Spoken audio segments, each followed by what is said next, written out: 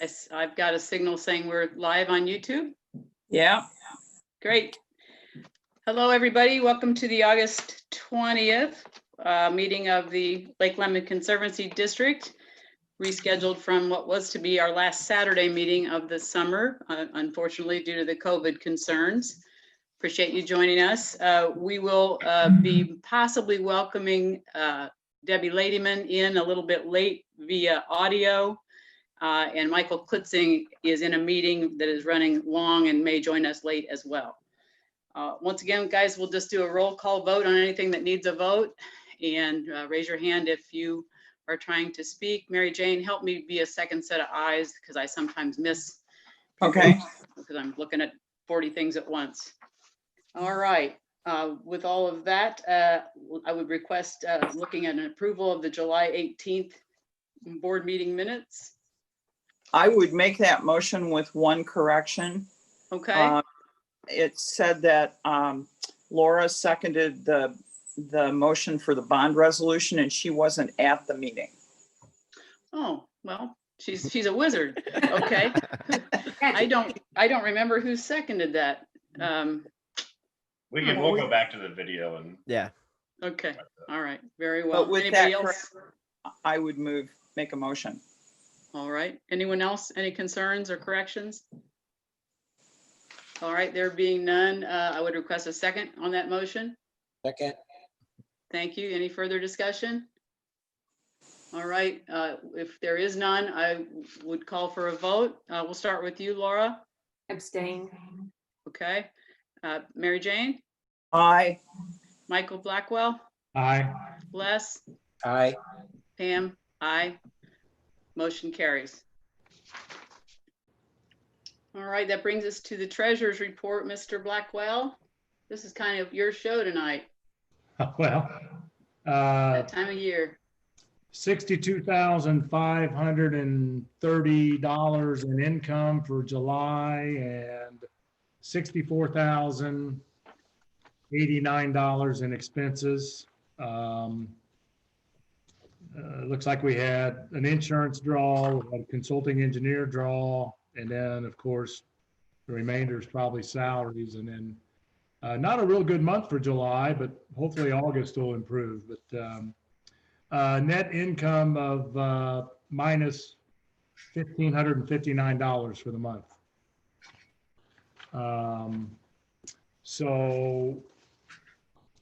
Moving ahead, no discussion on that.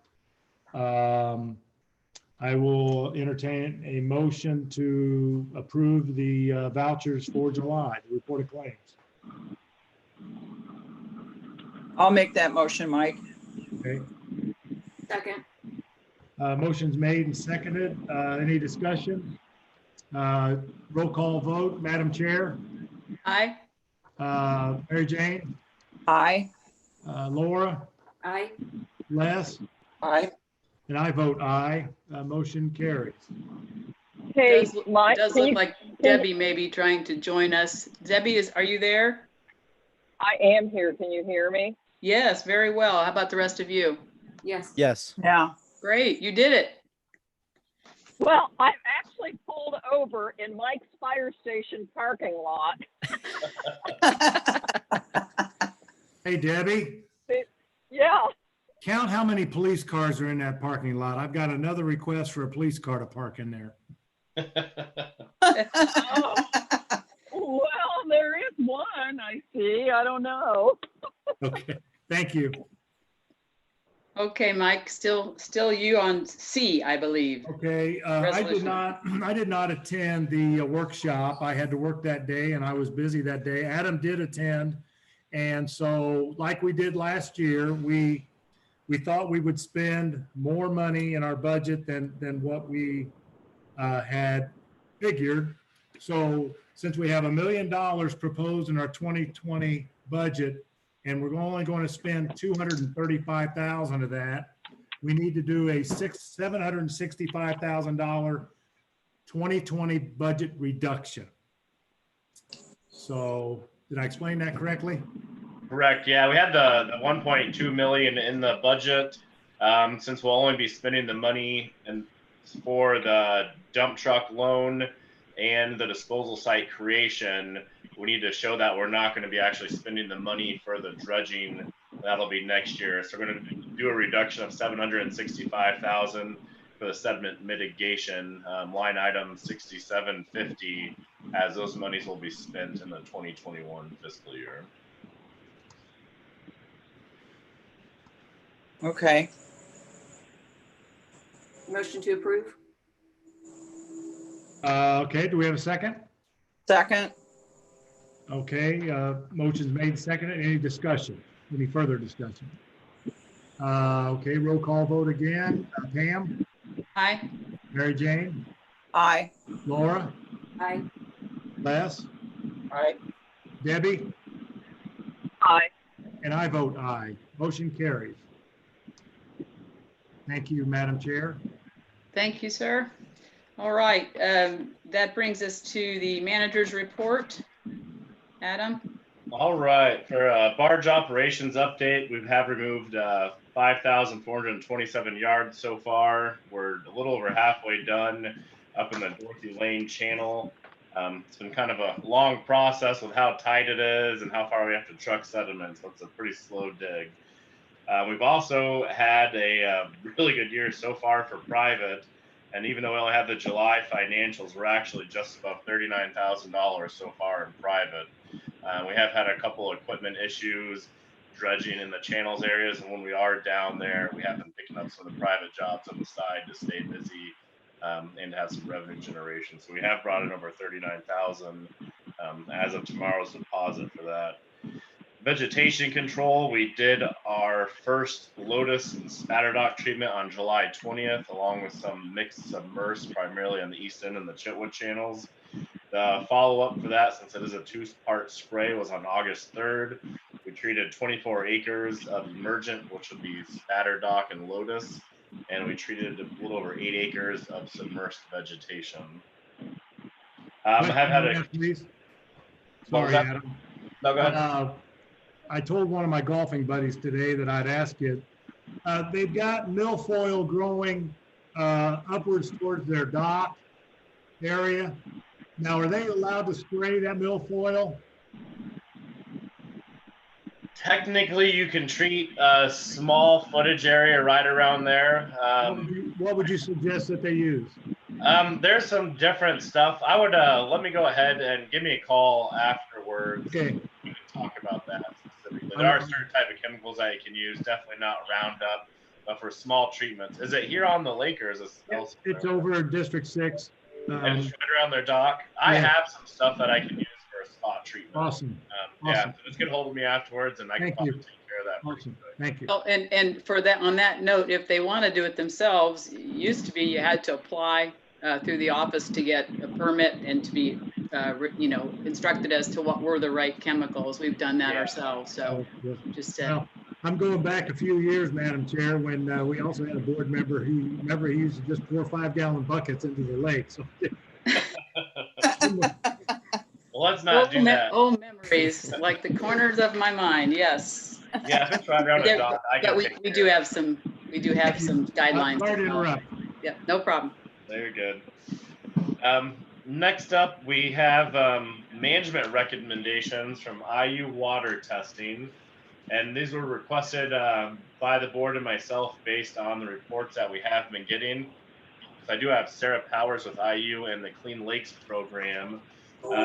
What we'll do is I can go over it initially or let Sarah do it just from the recommendations. We got a little bit of discussion on that. Is there a train going by somewhere? That's me. I have my windows open. Yeah, me too. And I live Me too. close to the train track. I'll put my mute on. Sarah, would you like to just go ahead and read off the recommendations and I can lead up a discussion after that? So we made, based on our conversation and conversations with Adam, I put 5 recommendations together. One is that the LLCD develop a harmful algal bloom response plan. The plan could or should include things like posting warning signs advisory messages and how those would be communicated to the public. So a public communication plan for that, possible signage for the beach, as well as the boat launch and the overflow pond, which hopefully in the future won't be a problem. And then an algal toxin testing plan. There is some rapid strip analysis test that can be utilized for recreation waters and drinking water sources, both. So those are available and options. The costs are, last I checked, which has been a number of years now, for I think a 10 test strip, and you can't quote me exactly on this because it's been a while, but I think for 10 test strips, it was roughly $500 for the kit. And then other things to do would be to reduce nutrient availability for the algal community. So things like increasing aquatic vegetation, particularly in that overflow pond where we see a lot of algae, which I got to have a firsthand experience with this morning. So that was fun and interesting. And then in addition to that, the third recommendation was that the LLCD should work with Monroe County and Brown County Health Department to find a solution to bacteria issues in the lake. Some of this work is already ongoing with a project over in Brown County, particularly where they're working on a sewer management plan for the county. So I can't share any of their data yet, but I have some of it, and we'll be getting more information on that in the future. We did also route to the Monroe County Health Department after this, and something we can come back to with more detailed questions. But we're working, basically we're at a stage where I know there was some comments on the particular Nob Hill region and discussion on that. Am I breaking up? We can hear you fine. The video is going a little slow, but we can hear you fine. Just checking because I can turn the video off if needed. But basically the Monroe County Health Department has been working on that area, and they basically need someone from the board to submit a FOIA request. And I have that form, and then they will be happy to come to a board meeting and meet with you and discuss that in more detail. What they have already done, and ways that you can maybe partner to push that forward to deal with those issues there. The fourth recommendation is to implement a septic system testing program on a rotational basis, possibly. So testing those periodically, not everybody at the same time, but that might help with that. And then work with partners in the watershed to consider whether, when doing land applications of manure, because we're pretty sure last year the one spike at the beach did come from land application of manure. I heard on hearsay basis that right before that event occurred, there had been a land application of manure in the watershed that likely was what caused that spike specifically. And I can, I'll touch back real quick on the Monroe and Brown County Health Departments. I had been talking just earlier in the week. Oh, I can't remember the name right now, but the lady that's heading the Lake Monroe plan, and you may know her name, Sarah, but she's been working with the Brown County Health Department. And actually what they're doing, they're looking in different spots in the Bean Blossom watershed and the Lake Monroe watershed, and they're actually doing spot testing to determine sources of E. coli, whether it be livestock and natural versus septic and human. State labs can actually tell now whether it's, animal or whether it was human E. coli. So that's one of the parts of the study, and I'll be really interested. And I've been in contact to be kept in the loop on that. So once I get some data for Bean Blossom, we'll definitely go ahead and share that. Yeah, I'm partnering with the contractor on that project. We've been in a lot of communication as they developed sites. They worked to try to not just duplicate sites that we have historical data on, and we've also shared all of the past E. coli data that we have collected in the Lake Lemon watershed with them. So they have that. And then as far as the rapid test, Sarah, it's essentially a one-time use for the strips, and it shows the presence or non-presence of the toxin, correct? And I would think, you know, at $500, I believe it'd be well worthwhile to go ahead and pick up a kit. We won't need to use them very often, but if we do see a bloom happening, they're a very suspect area, it'd be a good way to say, all right, there is a presence of toxin or not, then we could do additional testing through a lab. So I can go ahead and look into that if the board would like. I think that'd be a good initial first start. As far as signage, I think this fall we'll start working on an advisory plan. I know a lot of the state parks and beaches do have signs that say, you know, high, low, and medium risk as far as water quality. And that would probably be a good one to have definitely coming into the beach, the overflow pond, and the ramp there. And probably our ramp as well. Yeah, that'd be a good one, just to stay in communication on that. Is there any other? Seems like the strips would help us get a jump on things before it got as bad as it has in the past. I mean, if we could do a rapid test. The toxin, I don't know if we've had too many actually toxin producing events. I know in 2008 we had one. And I'm not sure if we've actually had toxin present since then, but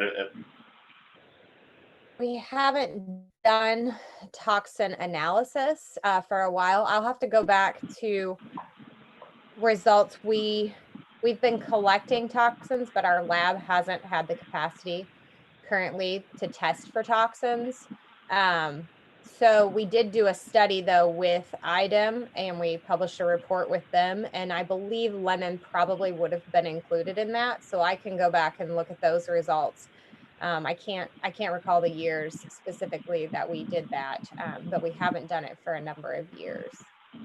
yeah, I mean, and really the biggest advantage of that is to get a jump on the public health side of that, to where if there are toxin presence, we can notify really quick. Mike, did you have your hand up? Well, yeah, I did. I know there is at least 2 farmers at the bottom of Lick Creek Road that pump manure in their fields, and it's either once or twice a year. The year that we closed the beach because of the E. coli, that farmer had just pumped truckloads of manure into his field. And that's a floodplain field, if you know where I'm talking about. It's right before Lick Creek gets into Highway 45. And obviously, I mean, I'm not an engineer, but where do you think that manure goes after a high rain? Yeah. Lick Creek flows right into Bean Blossom Creek. So it would be, I can ask one of the guys in our district if they actually know when that guy's going to pump that in there, but it's truckloads of manure. Yeah, it'd be good to know. Hey, Go ahead, go Debbie. ahead. You can respond to Mike. Oh, I was just going to say, yeah, it'd be worthwhile if I know who it is to reach out and just make sure, you know, they're looking at the weather in advance of doing it, because if you have a long dry period afterwards, the nutrients will get absorbed. But if you get a rain, you know, within 24, 48 hours, it washes right off the fields. I had hoped that maybe he would qualify for an NSRG grant, you know, but then that's that 65-35 that he would have to come up with. Mm-hmm. You know, I don't see how we could even ask a farmer, you know, to put in 35% of the work when, you know, it really is no benefit to him. The benefit is for us. Mm-hmm. So. Debbie, Hey, this is Debbie. Debbie, Yeah. Yeah, I think that the board needs to have, I appreciate these recommendations. I think it's good. We talked about these same recommendations last year. I don't know that we ever had them in writing. And I think that we need to put together a plan under each of those recommendations, you know, about what we're going to do and when we're going to do it and what our timeline is, you know, and what our next steps are, like, you know, this FOIA request and, the septic stuff. And, it just seems like lake quality, water quality is one of our main, goals, objectives, our responsibilities, I guess is what I'm looking for. So I guess I'd like to see recommendations from management on a little bit more detailed plan on this. Yeah, absolutely. And we've talked before too about the septic testing. I believe Cordray Sweetwater, I talked to last year when this first came up, and they're actually on a rotating basis where different sections of the lake test each year. So it would be something where, maybe we're on a 7-year basis or on a 5-year basis, where we have one district test each year and then submit the results. And then we can absolutely mandate that. And that way we can capture them. It's not going to be everybody all at once. But we could say, all right, this year, District 1, District 2, District 3 on a rotating basis. That way we know every, potentially 7 years, we've got a full check on all the septics around the lakes. And I also think once we get the data from the health department, that'll be nice to know how much is potentially coming in the creeks from septics outside of the Conservancy District, and potentially manure from the livestock. But yeah, we'll work on those, Deb. To Adam, to Debbie's point, I'm wondering if this could be a subset of the manager-appointed Lake Health Task Group. Already a lot going on with that group, and it might require some additional folks, but to kind of give that to break that task down into a part that can be managed separately, but within. Yeah, I can definitely bring that to the group, and we'll discuss that at the next meeting. Yeah, I would agree with that. And maybe just for the get-go, though, we ought to do the FOIA request just to kind of see what we're dealing with. And that would help as this committee gets going. Absolutely. So who would do the FOIA? Would that be you or one of us, or? Now, if they set a board member, we can send that to, I don't know who'd want to volunteer. I don't know, Pam, if you just want to do it as the chair to fill it out and send it to them, or. I'm happy to do it unless someone feels strongly about it. I'm also happy to share. I just re-forwarded you that, Adam, so it's at the top of your All right, perfect. email now. Adam, why don't you send that to everyone tomorrow or later today, and I'm certainly happy to do it if nobody else feels strongly. Will do. I feel like as the chair, it would be good for you to do it. I mean, maybe Sarah and Adam kind of like fill in all the blanks and you review it and sign it or something like that. But, maybe that's kind of the process that we need. I don't know if you know what to ask for, I mean. Sure, exactly. Hard. I'll get it prepared for you, Pam. We'll collaborate. Yeah, correct. All right, sounds good.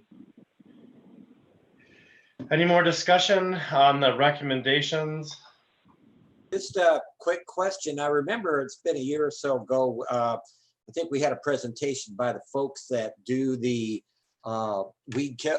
vegetation treatment, and they had a brochure that they handed out that had a bunch of other stuff in it, other things that they do, and it seemed like one of their products or services was installing an aerator in ponds. And I was wondering, is there, I'm asking Sarah, I guess, is there any merit to putting some aerators, maybe solar powered, in the overflow ponds? Does that really help algae, or were they just trying to sell us something? Well, I'll tell you based on what we found today. So today's the first time, other than just grabbing samples from the edge of the shore, today's the first time I've gone in the overflow pond. Adam got me supplied a kayak for me. Well, really Alex supplied a kayak, and Adam Sherpa'd it around for me today. And it's only about 2 meters deep in the center-ish part of the pond is what we found. So we're talking maybe 6 feet, and it was full of oxygen. It was very well oxygenated because there's so much algae in it. So that wouldn't help the problem. It's really in that pond. We haven't done the nutrient analysis yet. We just collected the samples this morning. But what we're thinking is there's a lot of nutrients in the pond, which is feeding all of that algae. And if you don't have plants or something else to consume those nutrients, you're going to have algae. So if you, just like if you were to kill all the plants in the lake, you're going to get a lot more algae. That's what has been the biggest positive of the vegetation in the lake, is that it prevents it from being just an algal pea soup, because it would be if not. So in this circumstance, particularly in that pond, I don't think an aerator would provide any benefit. Okay, thanks. Okay. Anything else? If not, Sarah, you're more than welcome to stay and hang out, or you can get off. We'll leave that up to you. But thank you very much for coming today. Thank you all. Thanks, Thank Sarah. you. Thank you. All right. Next up, we have updates on the sediment management project. The first one I'll get into is a permitting update. We have received our Rule 5 permit, which actually gives us approval to disturb land and go ahead and start with the disposal site creation at the land-based site on South Shore Drive. The remaining permits are in the review phase, so there's the potential for public input. But honestly, I believe there's only about a 60-day, and we should be nearing at the end of this month about the 60-day review period and hearing back on those pretty soon. The testing that we did today was actually kind of started by a request from Army Corps of Engineers for us to get a snapshot of the health conditions in the overflow pond versus the lake proper. So what we did to kind of paint a picture today is we took full spectrum chemical test and algae samples from the overflow pond, also from the the Shuffle Creek pond as well, where it's vegetated. So you can see a similar condition pond with the vegetation, and then also one out in the center of the lake proper, just so we can say, all right, here's the conditions in this pond, here's what it could potentially be with vegetation, and then here's what it is in the lake. Try to provide a little snapshot of what the difference in water quality is and the benefits that we could potentially have if the wetland is indeed created there. So that's kind of what led this testing. We should have this report done in about 2 weeks. We're going to go ahead and send it up to FICO Tech, which is a company out of Northern Indiana, Southern Michigan, and that can really go ahead and analyze the data pretty quick and get a report to us. So that'll be pretty nice to actually have that, at the same time, snapshot on the same day conditions in those different areas. We've also gone ahead and given approval to Christopher Burke to begin the construction drawings and bid packets. They said that would probably take about a month, maybe a little bit more, to do the full construction design and bid. So we should have those in mid-September, and then we'll be able to go ahead and bid out the project properly then. What my plan kind of is for right now is to continue dredging through the end of September. Historically, October is a pretty dry month, and we're going to need a pretty dry month to begin doing earthwork at that site on South Shore Drive. So depending on the timing of when we finish Dorothy Lane, and if we want to add another one to the list, potentially, with the board's approval, I'd like to go ahead and plan on by at the end of September, pulling off the water, getting our equipment over to that disposal site, and then hopefully being able to knock out a lot of the construction in-house prior to getting into the rainy season this fall. It seems like normally once you get into late November, December, we're picking up on rain again. So I'd like to go ahead and start working on that. I don't know if we need any action right now. That's kind of the plan. If we do finish Dorothy Lane, we had talked about a couple different zones for additional dredging if we have time. I don't know if we want to discuss that now or select one of those. Well, one of them was in my district, and it was back by Jay Whittaker and around the corner from us. So Right at the tip of Reed Point there. Yes. Mary Jane, did you have something? I was just going to ask, how much longer do you think Dorothy Lane's going to take if things That if was things my go question. well? Yeah, I didn't think it was going to take this long. Assuming we can move pretty quick and we're not continue to have issues in there, I would bet we have every bit of probably 3 weeks, better part of a month in there. So that may push us through pretty close. I know we could definitely start the tip of Reed Point there, and get at least where we can with the big barge, because it's relatively deep right at the beginning and then gets shallow. We will have to remove some lists to even get to the back part of it, but we could at least get the beginning of it to where it narrows. So we could move on to there, and that'd be a pretty quick addition. Okay. So is I that haven't- a private, this is Debbie, is that a private dredging job then at Reed Point, or are we continuing to tack on dredging projects that we're paying for? That would be an access dredging at the beginning of it until you're in the back of the channel. And earlier this year, when we were going over the different areas, that was, I believe, the third recommendation. So we're kind of keeping in line with what the year was. Mary Jane? I hope we, I have another question, general question. How's our space at Possum Trot for sediment? How, just generally, I know you didn't come with that number. I mean, we have plenty for this year. Next year we did up the budget to $20,000 to actually remove a bunch of sediment there. So I think once we get into next year and we start doing cleaning out the site, we'll be able to remove a lot of dirt with that $20,000. Last year I believe we spent close to 10, or this past spring, and just trucking it out from triaxles to a few local spots where people needed fill dirt. So I think we're doing pretty good, and we just needed to step up how much we remove each year, which we did in the budget this year. So I'm not concerned that it'll be gone anytime soon. I've actually started discussions too. I've been talking to some of the drivers and some of the big trucking companies around here to try to get on the radar. Hey, we need to get rid of dirt. Please take it. Okay, good. Oh, I'm sorry. Debbie, were you finished? Debbie? Oops.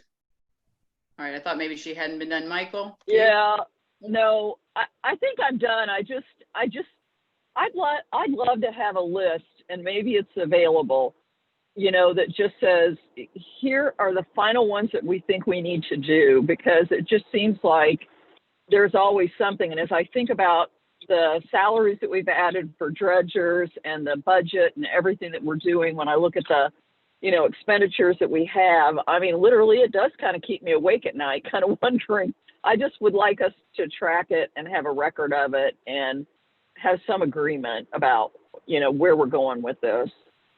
I'd have to look back at those minutes. I don't know that, maybe it was in the Lake Health Task Force group and it never was reported back to the board. I can provide you with that information. We do keep a running list of all the areas that we've dredged at, and totals for every year, and then totals for the different areas.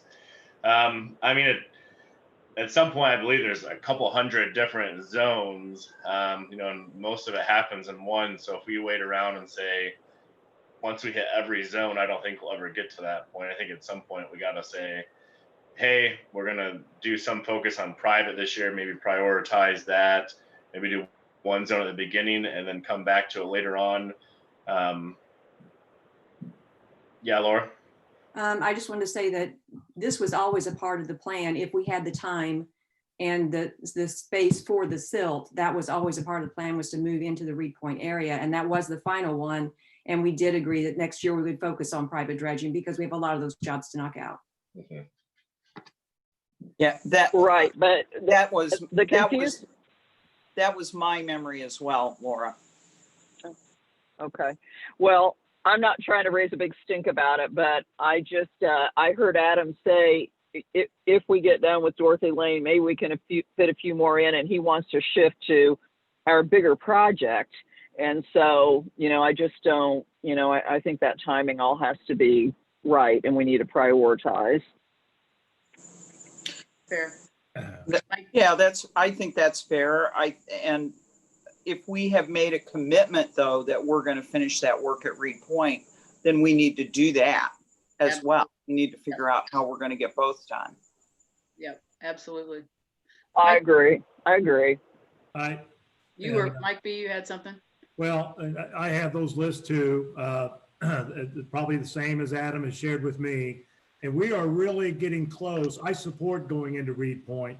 If we have the time, we have the weather, we have the lake and disposal site like before. But and we are getting real close to having a complete LLCD dredging and moving into private. So this is one of the last pieces of fingers and coves that we really need to get into. So I support going into Reed Point as well. So when you get those lists, Adam, I'd like to see what you have to compare them to mine. Thank you. All right. Sounds good. I'll get that out. I think we should all have a Send copy it of to everyone. Yep, Yeah. yep. Mhm. Yeah, I'll get those. We can update it with the most recent stuff on our master list, and then I'll get that out to the board. Thank you. Great. Adam, is Really, that? that's about it. Yeah. Did All right, you, yeah. Adam, did you need, I'm sorry, did you need our approval on, No, really, that was all just updates. So I think we're good to go. We voted on that in February or March, I think. Yep, we did. Yep. All right, that brings us again to the final discussion on the proposed LLCD budget. I believe that should actually say 2021 on the agenda, but no matter. We know which year we're talking about, I hope. Mike? It says fees and charges first. Yeah. Here, is that what, did you want me to go there? Yeah, no, that's fine. Yes. So everyone's got a copy of the fees and charges in the board packet. I'm just going to let it go open for discussion. I do have one question, Adam. How many subleases do we have on the lake? Oh, active, I'd say probably about nearing 160. 160 subleases? Yeah, I think there's like 180 potential, but not everybody does one. So I think it's right around 160. Okay, just curious. I appreciate the spreadsheets that you sent out, but in order to get the numbers, of how many people are paying, you got to back it out with the cost. But I'm doing that.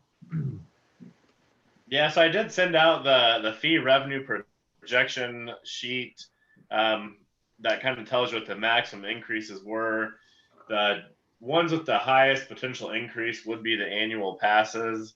Honestly, with the raise that we did last year, usually we take a couple years to do the raise. We'll do them, wait a few years, raise them again. That would be my recommendation, especially since we're starting to do some work for the board or with the park. I hate to raise the park fees again right after we did last year without any substantial improvements going on. There is a little bit of room in the boat passes, though, specifically in the annual passes for fee increases. I have a question. Yeah. Excuse me. Why did we, when I looked at this, I went, what were we thinking when we raised the resident passes $2 on, from 19 to 20 and $4 on smaller boats? The $2 thing just seemed like not very much. We went from 68 to 70. Yeah. Yeah, I think it was just the discussion last year. I think we just decided to raise the non-resident rates more, and then we just kind of rounded up on the resident ones, just to have some type of increase. And a round number. Yeah. I like that. I think 80 is a good number. And it's round. Les? So 0, it's real. They're all just numbers. Well, the danger of all this is, you get kind of between a rock and a hard spot. You do a little bit every year, people might complain, but then when you put it off for several years, and then you got to take a really big jump, then everybody gets all up in arms as well. And so, it's kind of a tough call to balance that out. That maybe, every couple of years we do something, just to kind of keep it in the cycle and stuff and not let it get away. Because, it's easy to all of a sudden 5 years later, like, oh, wow, we're way behind on this and we need to do something.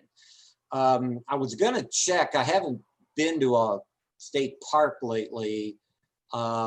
Adam, do you happen to know what they currently charge? Are we on par with them? They charge $8 for entry for the day. Okay, and we Exactly do, what we we charge. do how much? We're, $8 as well. okay, okay. I mean, that's, I know when I was with the Forest Service, we always kind of look to keep in line with other entities around.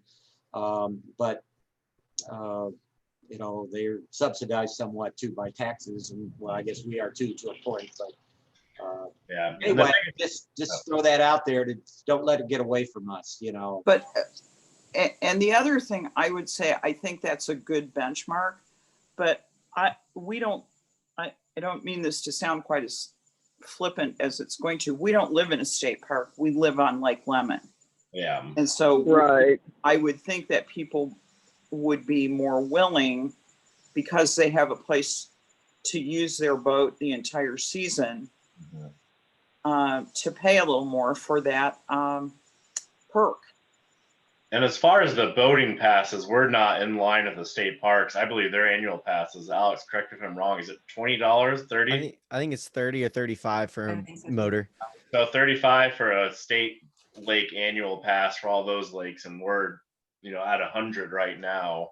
So Yeah. as far as the passes going, we're not in line, just the park. Yeah. But you know, if we are looking for a raise in something, I know that Deb suggested raising the sublease fee, and that might be something. I mean, that's not been raised for a long time, right? Mm-hmm. Ever? That's never been raised. I mean, you know, if we raise it $50, I mean, you buy a bumper for something for your dock, it's $50, you know. Any more, Sure. $50 isn't hardly anything. So maybe Yeah. that's one place we would do it. It would not impact the park users, only sublease holders. Mike Blackwell, did you have something a minute ago? I did. So we're charging non-residents $100 a year, but we're charging residents $70 a year. It's a $40 difference. But in a daily pass, a resident pays the same as a non-resident.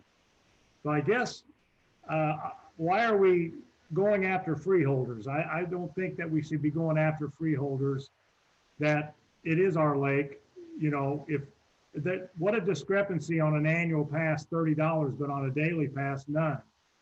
So, you know, I think if we were looking at maybe raising fees, that we would raise fees for non-resident participants. However, if a non-resident pays a CBU utility, then he becomes a resident. He or she becomes a resident.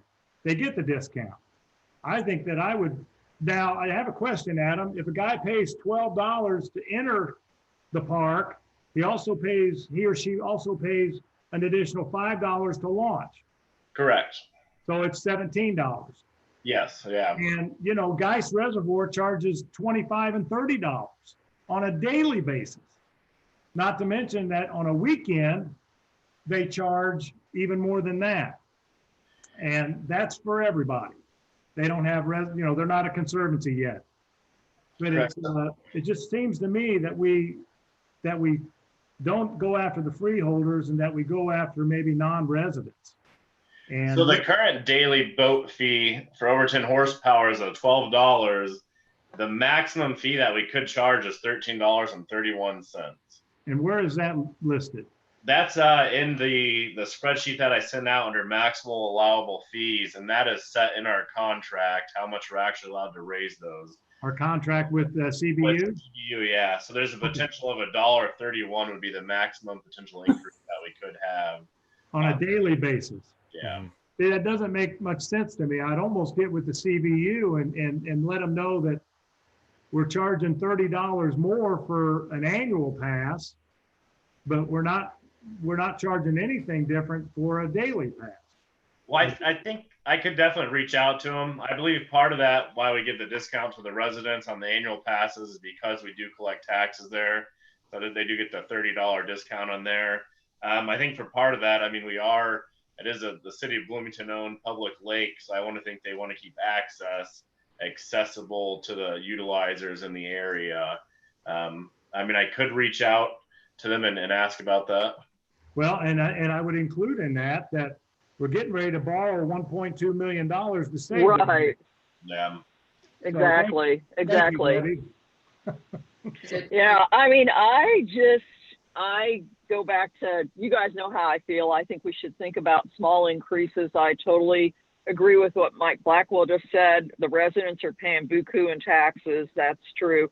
I just think the lake was so busy this year, and the busyness seems like we have to maintain it more, and it creates issues and things like that. And I just think, I'm not trying to gouge people, but I think small increases are really reasonable. And I don't think it's going to affect, you know, the demand for the lake. So anyway. Especially in these times. Well, can I interrupt just a minute? It looks like Michael Klitzing, are you trying to join us? Yes, and I didn't realize I didn't have my video on. Oh, Can you hear me? There you go. okay, now I can see you. There you go. Hi, welcome. Thanks for coming in. Sorry I'm late. Not a problem. Okay. One last thing I want to talk about is I'm going to take a page out of Les's book. I'm going to tell you what, the surf boats, and my brother's a surfer, but boy, I tell you what, I am on his page now to maybe impose more money on these, and I don't know how to do it, but because a boat comes into the gatehouse and that guy's not going to know, that guy or gal's not going to know if it's a surf boat, a ski boat, or a wakeboard boat. But I'm going to tell you, they are really coming on the lake. And Les, you Yeah. they're coming out in droves. My brother's going to probably text me and ask me what the hell I'm talking about. But one fee for pontoon boats and one fee for, you know, whatever those are. I'm in. Okay. I mean, I know, you know, and Alex was saying, you know, and working the gatehouse, this would be difficult to determine, but boy, I mean, we'd be charging them for the impact. I mean, That's wear and tear. Yeah. All this erosion, you know, like my shoreline keeps getting smaller, and of course that all washes into the lake, and that's one of our major issues. I mean, maybe one of the things you do is, you know, you check to see if they got those ballast things in them. Now, my niece has a wake boat over on Sweetwater, but they do not allow them to use the ballast device.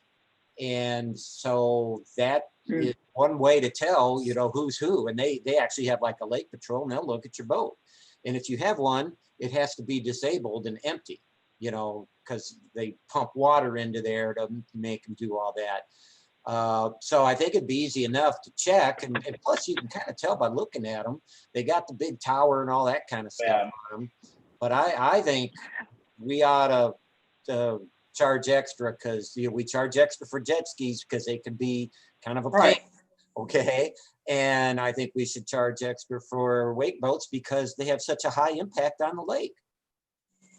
I may have to Let go me ask back. you this: wouldn't it be like, don't most wake boats have you know, more horsepower engine? I mean, would that be a good way to cut it? You know, like on a fee, like if you got over whatever 250 or 300, or I don't know. It's a thought, but I can tell you that our ski boat, we have a ballast. We don't do the water stuff. You lower something in the back of the boat, you know, and then it creates the bigger wake for wakeboarding. With the inboards, it's tough to tell on the power, and I think again, if we Sure. talk to CBU about the pricing, because I believe the over 10 and under 10 are in our contract with CBU, so we'd have to approach them about adding some more differentiation in the type of boats as far as pricing. It is new technology and something that probably wasn't thought of back when that was put together. Right. I never heard of wake boat 15 I years mean, I certainly think that there's justification in opening that discussion with CBU, because, I mean, we're working off of an agreement and pricing limitations that were based on, you know, quite some time How many ago. years ago? Right. Yeah. Years ago. And the types and technologies that are available, the investment that we as a conservancy district now are making into the lake, which saves the city significant funds, because otherwise they would ultimately be responsible for it. So I think there's some justifications for initiating those conversations and seeing if we can get a little bit more latitude on how the prices are set for admission to the lake. Yeah, I'll reach out to CBU and start that discussion. I think it'd be great to definitely charge a higher pass for these types of wake boats. They do cause more damage. They do cause wave erosion. That'd be a way to maybe cut down use, but at least get funding, for what we have to do to manage it.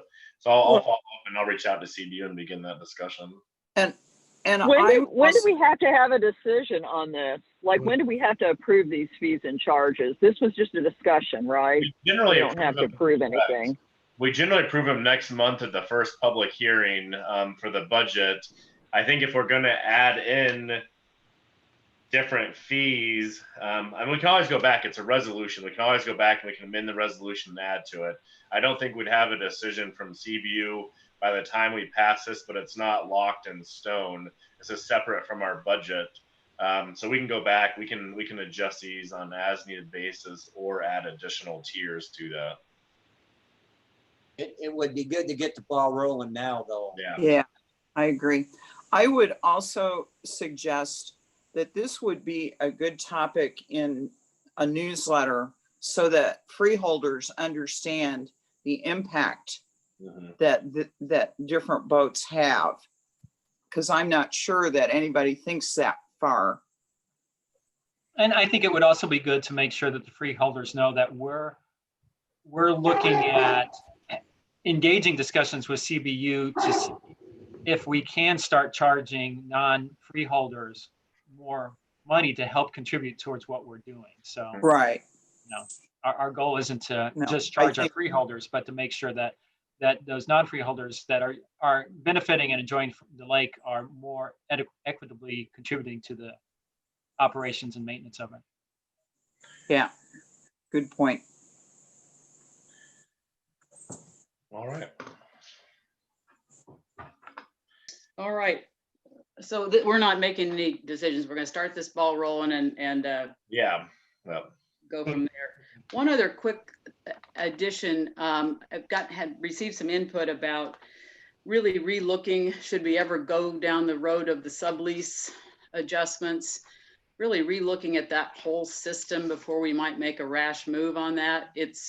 I've never understood, nor does anyone else, I don't think, why certain people pay subleases and why certain ones don't. And if you look at a map, it still doesn't help. I mean, it's just very confusing. So I would think before we would do anything crazy on that, with only 160 people out of 520 using that right now, and I know they're not all, some are varying degrees of a freeholder may have one spot and then have another spot, but at any rate, I think we should be careful and tread a little bit lightly on that before we make a big raise. I agree. yeah, I think the whole thing could use a little revamp, and actually that's gonna be one of our goals over the winter time this year is to go out. Historically, the records haven't been very, very great. So over the past few years, trying to get it all in line, we're getting better and working on it. But I think there's definitely some changes that could make it much more reliable and easier to manage. Yeah, Okay. But just to be clear, Pam, you're not suggesting, this is Debbie, just to be clear, we're not saying we're not raising them at all this year. We're not making that judgment right now, No, we're right? not Or deciding that tonight. I just okay, a cautionary statement just based on some input got ya. that I would take Okay, into consideration. So Yeah, no. all right, thank you. That makes sense. I mean, there really is no rhyme or reason to it. Some people own into the lake, Right. and other Right. people don't. And then, people have a boathouse. And then my neighbor says, well, how come I can't have a boathouse? The people over there have got one, well, they go into the lake and my neighbor doesn't, but it doesn't seem to make any sense on how they acquired the property and who owns what. So, it would help if we could kind of look into that, like you said, make some sense out of it. Yeah, I mean, ultimately, it's supposed to be based off if you're a riparian owner, meaning you own up to the water's edge, versus there's a lot of strips of CBU land around the lake, and there's even some spots that have never paid a sublease, and it looks like there is, a little bit of area there that's potentially CBU, but potentially an original board member lived there, and there's definitely some discrepancies around the lake. So I think the whole thing could look at being revamped. I think And there's probably a pretty high likelihood that the water, I mean, at some point, their docks are on the lake. They're in the lake. They're in the public area. So, yeah. Mhm. And that's something, I mean, some other lakes do charge, just there's a set dock fee, like to have a dock at all in the water, since we do control up to the normal high water mark, and then potentially additional for the sublease. But I think that'd be good. I think this fall, winter time, kind of look at that whole program and reassess it and go from there. I think that makes good sense. All right. Are we finished with that? That's A. B is a quick overview, I guess, our last public discussion of the 2021 budget, Mike. And Oh, I'll go ahead and share the screen, Mike, and pull Thank that you. up. all right. All right, I'll, Excuse me, yes. this is Mary Jane. I think this is a good time for me to depart, so I won't interrupt you. You're doing a hard stop. I'm doing a hard stop here. You Thanks, guys Mary take Jane. care. Enjoy your family Zoom meeting. Thanks. Bye. Okay.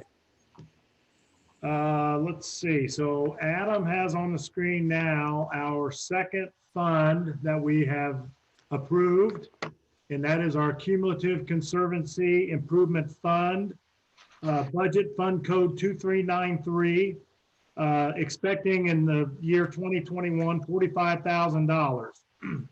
And then to offset that, that will go to park capital improvements, park recreation improvements, non-park capital improvements, lake health improvements, and then we have an open category, 2005. There's really no set category, but those are the first four that the committee has established. And obviously we have room to add additional accounts there for that.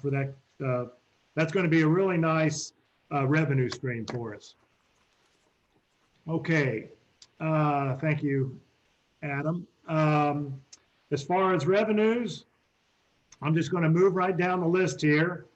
Brown County property taxes increased to $5,000, 82,420 to 87,420.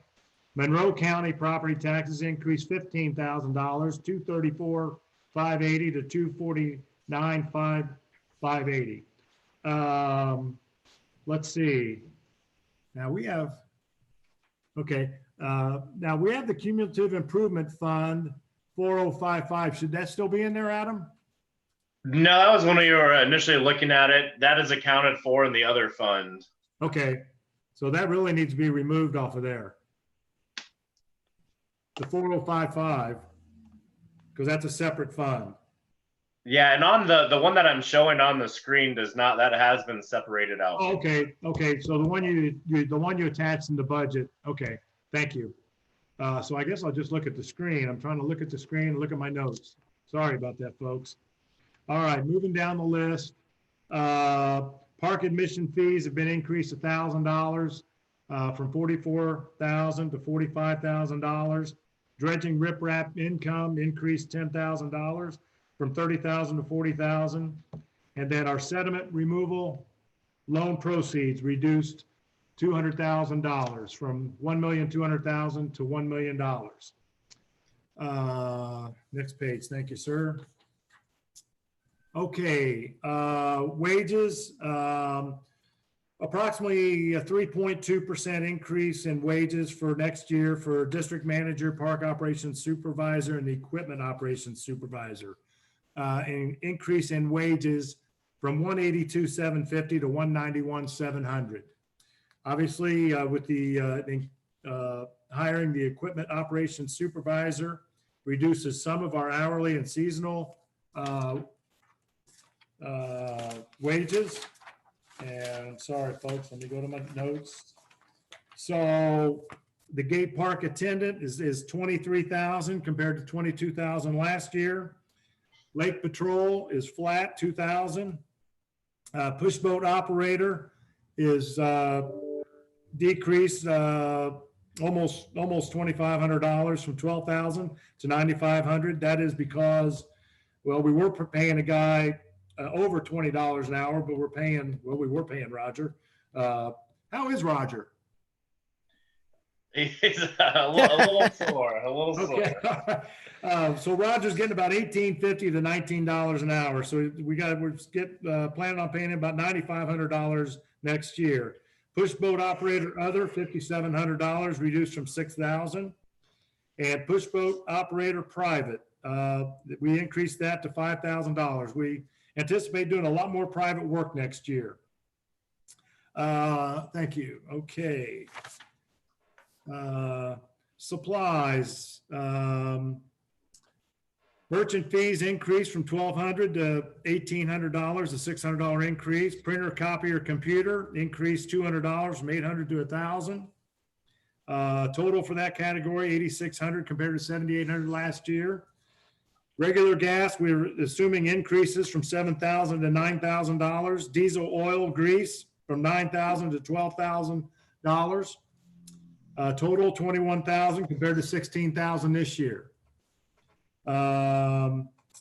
Repair and maintenance, basically the only increase there is riprap erosion control, increase of $3,000 from $15,000 to $18,000. Uniforms increase from $600 to $1,000. And signs and nautical markers, an increase of $2,000 from $3,000 to $5,000. $73,100 compared to $61,900 this year. And services and charges. Okay. Accounting services, I think they've charged us the same rate for quite a few years. So we increased them from $5,400 to $6,000. Grass mowing reduced from $15,000 to $10,860. We changed the name of consulting engineers to consulting services, category 6330. Kept that flat at $50,000. New category, professional development, we put in $1,500 there. Actually a decrease in that category. Moving on down the list, phone, email, internet, etc. Increase from $3,000 to $3,500. Hotel decreased from $300 to $0. Meals increased from $150 to $200. And subscriptions and memberships increased from $800 to $1,400, an increase of $600, possibly due to Constant Contact. And Zoom. And Zoom, thank you.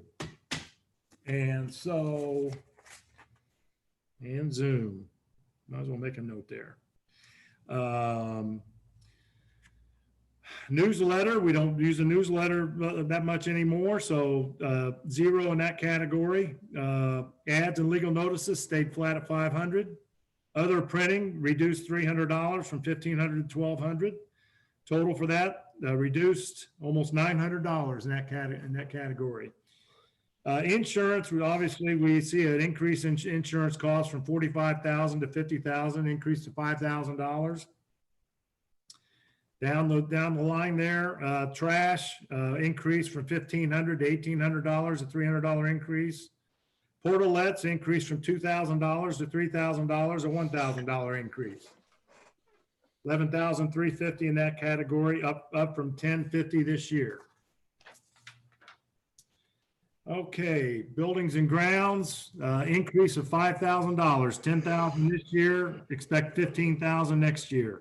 Sluice gate inspection, we did none this year, $4,500 increase for next year.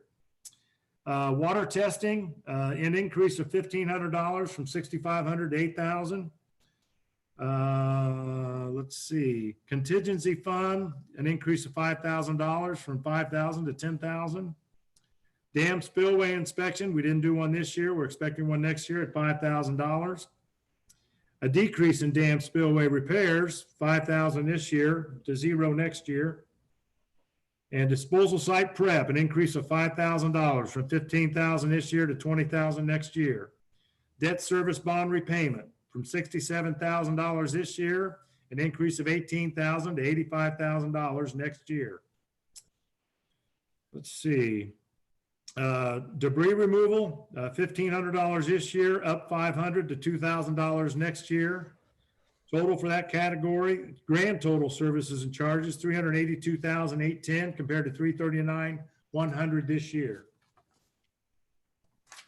And last page. The off-road truck, we bought one this year in 2020, so there'll be 0 this year for the off-road truck. Sediment mitigation, $950,000 for next year. Park improvement, an increase of $15,000 from $30,000 to $45,000. Let's see, is that right? We got 0 there. So that park improvement, those funds, that 30,000 this year will be used for the master plan, and the next year the cumulative improvement fund, $45,000 will be used for park improvements. That's going to be 0. Sorry, folks. I'm using my last month's sheet. Okay. Total expenditures budget, $1,687,810 for next year. This year, $1,807,750. Remember, we did do a resolution on a budget reduction. So we are still a net negative $30,000, $30,060 for 2021. And that should include that read of the 2021 budget. So I don't know, I went through there pretty quick. I don't know if anybody has any questions.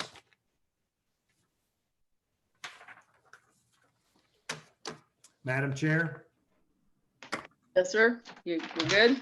Well, I'm going to turn it back to you. All right. Thank you, Mike. Yes, ma'am. All right, that brings us to public comment. Can we get, let's see, I guess we can take this off the screen. Pulling that up right We will do now. public comment like we did last time. I think Adam is going to field the questions and comments. All right, we're gonna go ahead and start the public comment section. I can look through. If you want your public comment, there's been some conversation there. Let's go ahead and start that now. If you'd like something read, let's go ahead and type it in there and we'll read it all for the public comment. Is everybody still here? I can't see. Is Debbie still with us? I'm here. I'm still with you. Okay, my This is screen- Debbie. All right, Yeah. there we go. There we go. That's better. I got it. Thank you.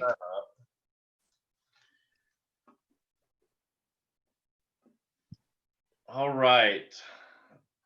I don't see any new typing going on.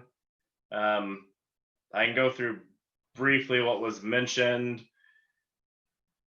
Frank Van Overmeren said that lake access dredging will not end. It's better stated as that we have completed the high priority lake access projects and can balance lake access and private. Ron Thrasher said he'd heard there was an executive meeting on June 20th. The question was who called it? Second question, what was it called for? And third question, what was done or voted on? I don't know if you'd want to. I'm happy to address that. I called that meeting in conjunction, collaboration with my board. What was number 2? Just what was it called for? It And was I can called, talk- Ron, it was called under Indiana Code Public Access Laws. We're allowed only a few times where we can have a non-public meeting. And in this case, it was called for receipt of information regarding alleged misconduct of a person over whom the LLCD has jurisdiction, in this case, a director and a freeholder. Next. Lastly, when will audio be made available? Audio will not be available. It was an executive session, so the audio will not be released of the executive session. And Laura? I just want to interject that the last part of that comment from Ron Thrasher was what action was taken, and there was none.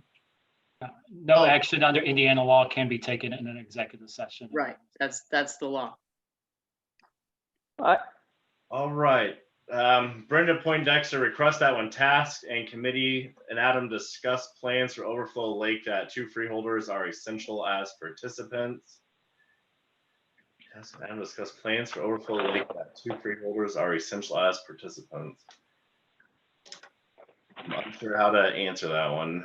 Kathy McClure just stated that the newsletter cost is constant contact, and Kathy McClure said is the bond for 1.2 million, it's the 1 million, the bond is for 1.2 million. We do expect those funds this year. So next year we'll likely do a budget reduction, assuming we receive all the funds this year. Michael Kaffour, what is the thinking about removing the new truck from the bond issue so we can focus on what the funds are intended for? And I believe that's relating to utilizing the entire bond funds for dredging versus the equipment purchase.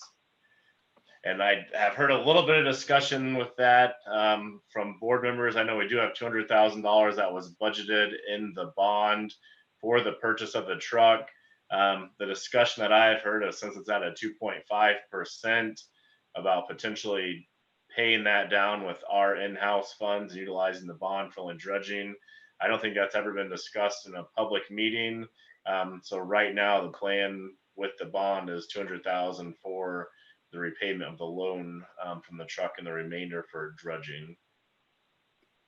And that's how Patty Zelmer, our attorney, is writing it up. But That we might, part of those bond proceeds are going to reimburse us for that. right, but we did bring this up in the Lake Health Task Group just about a week ago. Adam, we talked about trying to extricate that truck from the bond, freeing up more money for moving dirt. And at that time, you didn't think it would be terribly difficult to do that. And I think there was an agreement, a consensus amongst those of us in the group that that might be prudent.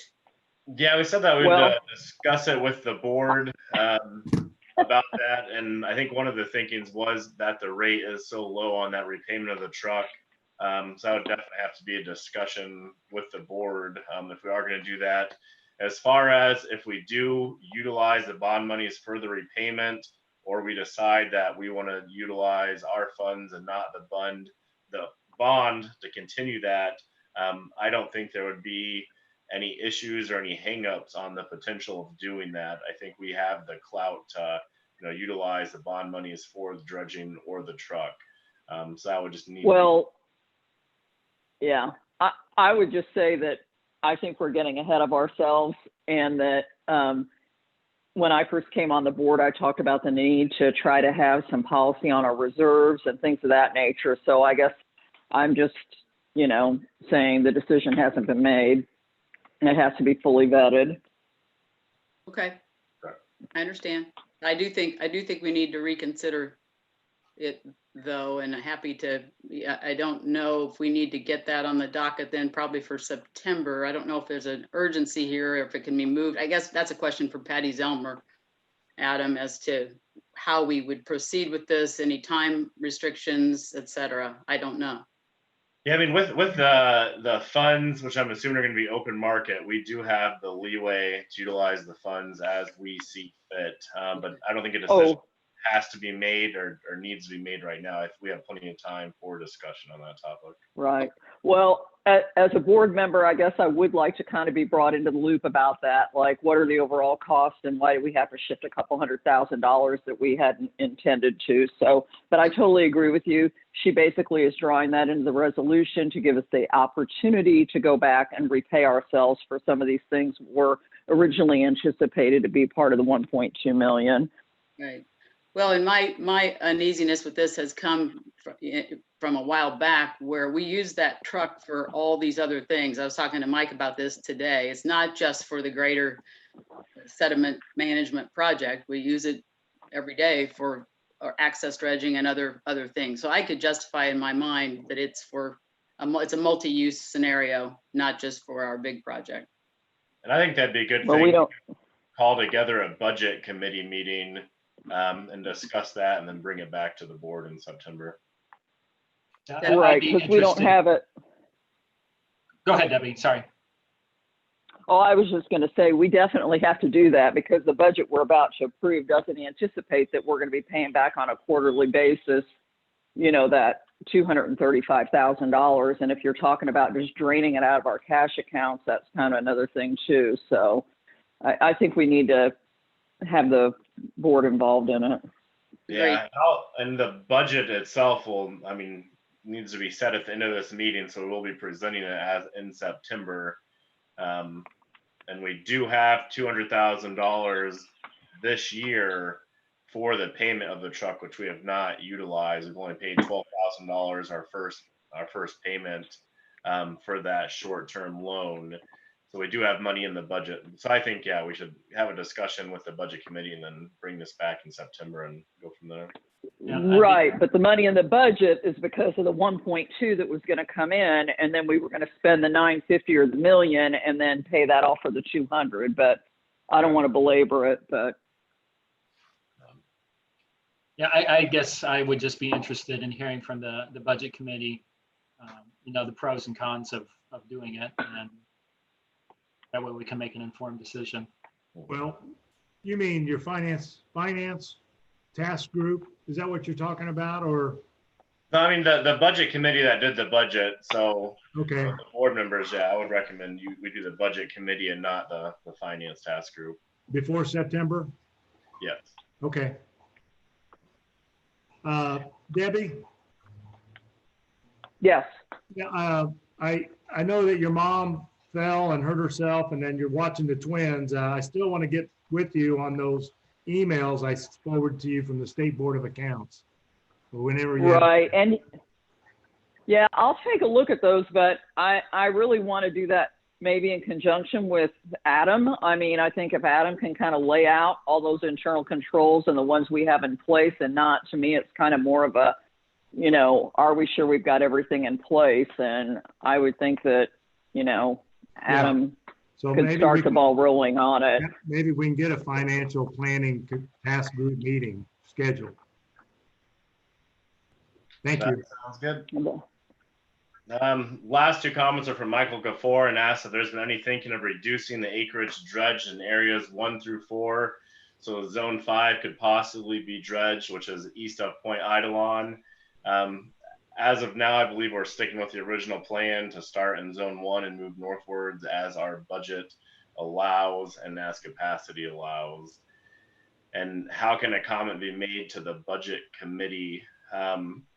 Really, I would just reach out to a representative, and then they can bring that to the committee. Pam is on the committee, so we'll be good. And that is all that's in public comment.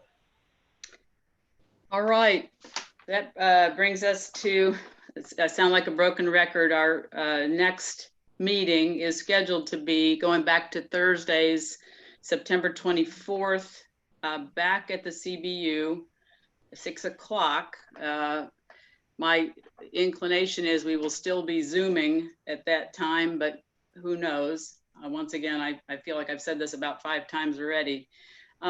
If we are still Zooming, a quick thought is, and I would like to, I don't want to over inundate the office with correspondence, but I would like to know from our freeholders what is the most accessible time. 6 o'clock, we never knew why 6 o'clock was the meeting time on a Wednesday when that used to be the date, other than maybe people had to make a drive after work from town, etc. So it would be my thought we could start earlier, as we have been doing, if we need to keep with the Zoom format 4, 5, but I want to make sure if we go 4, we're not excluding people who are working and can't attend. So if, as a freeholder, you might email the office or your rep just to give us some kind of a gauge for what would make some sense in the next couple of weeks. All right, if there's nothing else, I would request a motion to adjourn, please. Motion So to moved. adjourn. Thank you, Laura. Second? Thank you, Michael. It has been moved and seconded that we adjourn. All those in favor, roll call. Laura, Aye. Michael B, Aye. Les, I, Michael K, Aye. Debbie, Aye. and I'm an aye as well. All ayes, a motion carries, and we are adjourned. You guys have a wonderful evening. Thank you for your time as always. Thank you. Thanks, Thank Tim. you.